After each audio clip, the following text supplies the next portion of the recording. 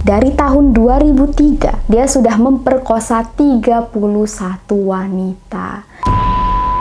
Hai guys, welcome back to Ruang Gelap. Apa kabar kalian semua? Untuk yang baru di channel ini, hai, salam kenal. Gua Amira, host yang membahas tentang true crime, conspiracy, horror, semua yang menyangkut tentang misteri. Nah, sebenarnya gue tuh agak galau, agak ragu untuk rekaman hari ini karena gue baru aja sembuh dari alergi dan muka gue masih lumayan bengkak-bengkak. Tapi demi kalian, apa sih yang enggak? Gue udah lumayan menunda-nunda proses rekaman karena alergi ini. Tapi ya, the show must go on. Dan ini salah gue juga, udah tahu alergi udang, masih aja gue makan udang. Kenapa gue juga memaksakan untuk rekaman? Karena cerita kita hari ini sangat menarik dan gue juga baru tahu tentang kasus ini. Begitu gue tahu, gue langsung bilang, oke, kita rekaman. Gitu. Lebay ya?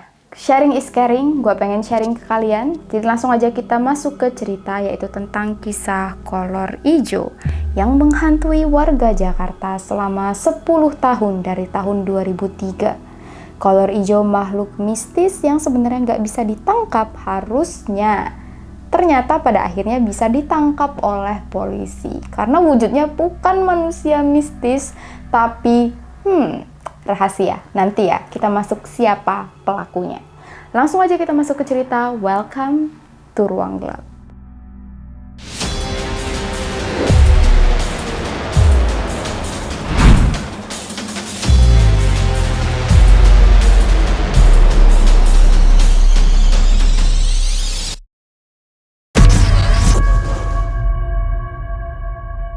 Di akhir tahun 2003 menuju tahun 2004, warga Jakarta dan sekitarnya geger karena banyak penemuan, penglihatan, penampakan, dan kejadian yang berhubungan dengan kolor ijo. Bukan cuma dialami oleh satu orang.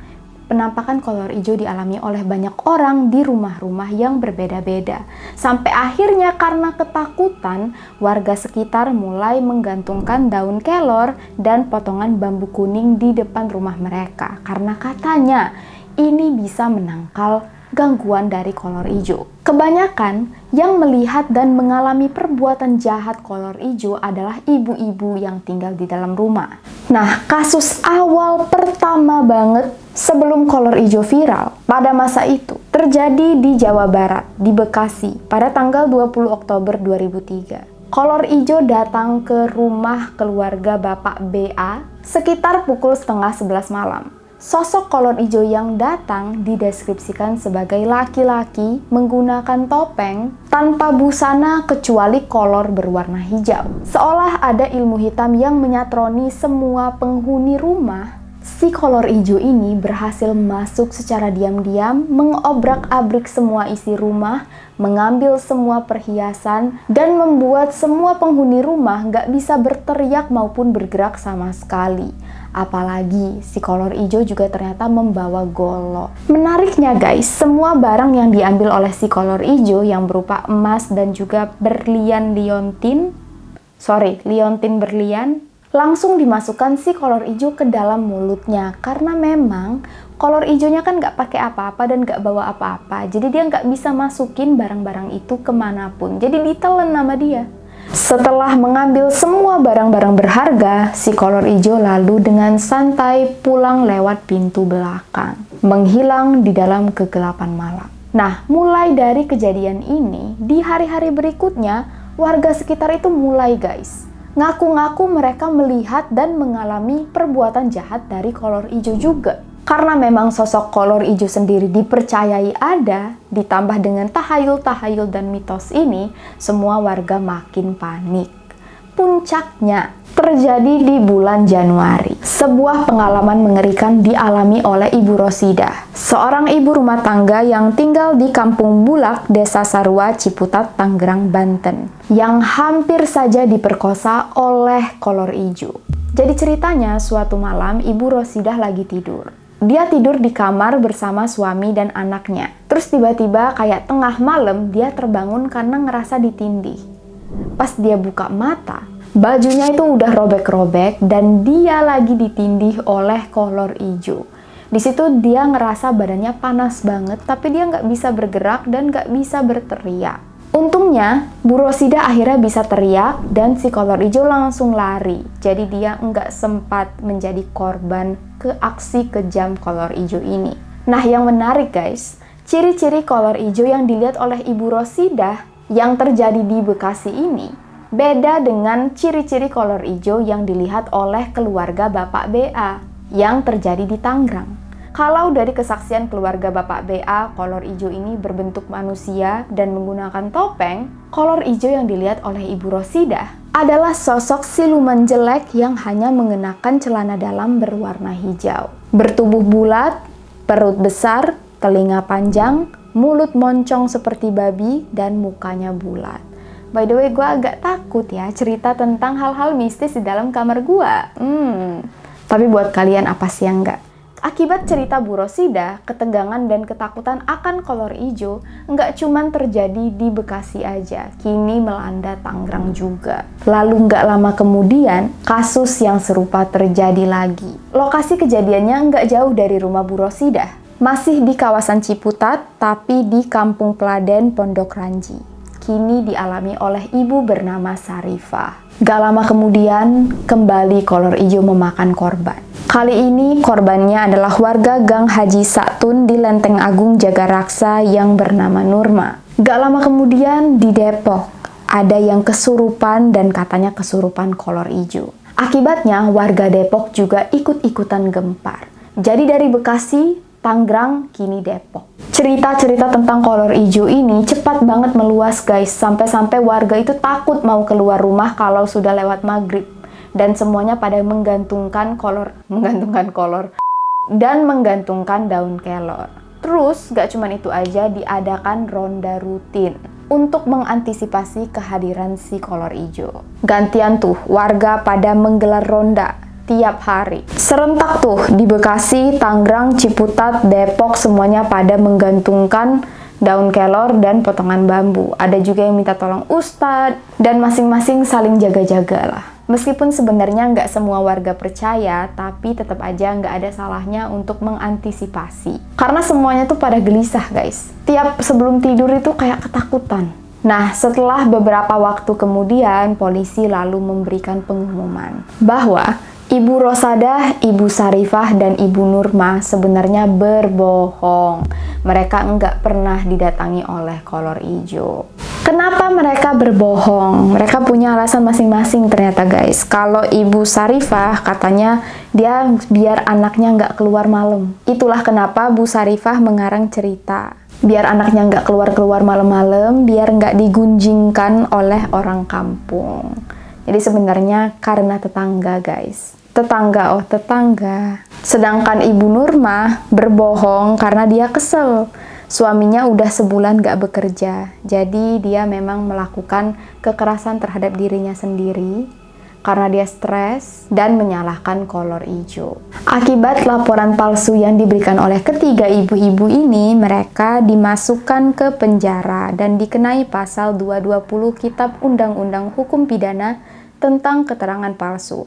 Ancaman hukumannya 1 tahun 4 bulan. Nah guys, meskipun ketiga ibu-ibu ini sudah mengaku mereka berbohong, tapi kasus pertama kolor hijau yang terjadi di Bekasi itu benar-benar ada, menimpa keluarga Bapak BA. Jadi polisi tetap harus menginvestigasi kasus kolor hijau ini.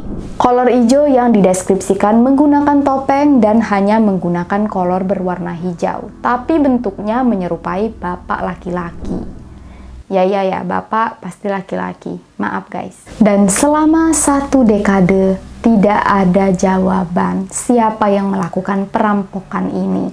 Siapa sosok si kolor hijau di Bekasi yang beraksi di tahun 2003. Nah, 10 tahun kemudian akhirnya polisi berhasil menangkap sosok si kolor hijau yang menyatroni rumah keluarga Bapak BA di tahun 2003 di Bekasi. Si kolor hijau ternyata adalah manusia yang bernama Buasir Nur Khotib yang berhasil ditangkap di Januari 2014. Gimana Buasir bisa ditangkap? Semuanya akibat kejahatan Buasir sendiri yang memperkosa seorang wanita di tanggal 19 Januari 2014. Nah, di aksinya di tanggal ini, Bu Asir tidak menggunakan topeng.